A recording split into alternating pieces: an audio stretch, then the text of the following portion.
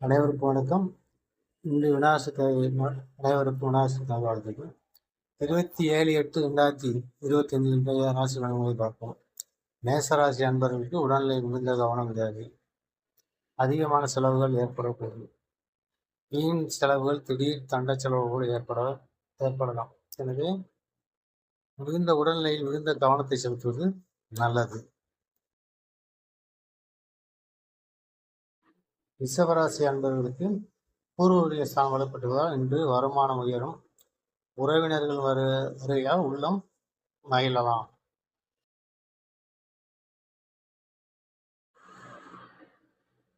மிதுனராசி அன்பர்கள் இன்று வீண் அலைச்சல்களை சந்தித்து வரும். இருப்பினும் இறுதியில் காரியம் உங்களுக்கு வெற்றியாக முடியும்.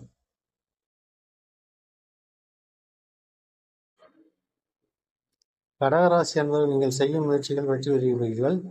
இருப்பினும் 2ஆம் இடத்தில் சூரியன், புதன், கேது இணைந்திருப்பது தங்களுடைய வாக்குவன்மையை பாதிக்கும்.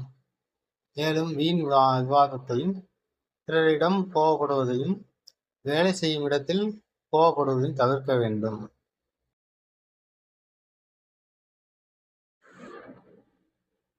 சிம்மராசி அன்பர்களை செய்யும் செயல்களில் இன்று கவனம் தேவை. வீண் வாக்குவாதத்தை தவிர்ப்பது மிகவும் நல்லது.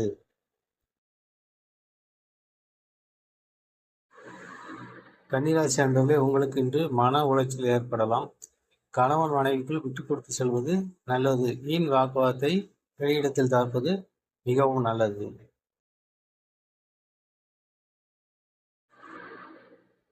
துலாம் ராசி அன்பர்களே, இன்று தேவையற்ற செலவுகளை செய்யாமல் இந்த நாளை கடக்கவும்.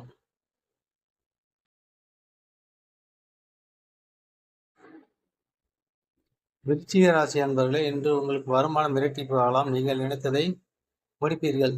தேவையான அளவுக்கு இன்று பணப்பழக்கம் இருக்கும்.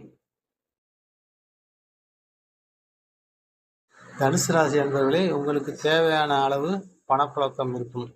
ராசியை குரு பார்ப்பதால் உங்களுக்கு வரக்கூடிய இடர்கள் அனைத்தையும் குரு பகவான் தடுத்து விடுவார். எனவே இன்றைய நாள் அமோகமாக இருக்கும். மகர ராசி அன்பர்களே,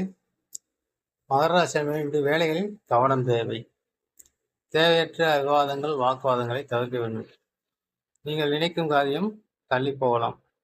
தேவையான பண வரவு கூட தள்ளி போகலாம். எனவே எதிலும் எச்சரிக்கை உணர்வுடன் செயல்படுவது நல்லது.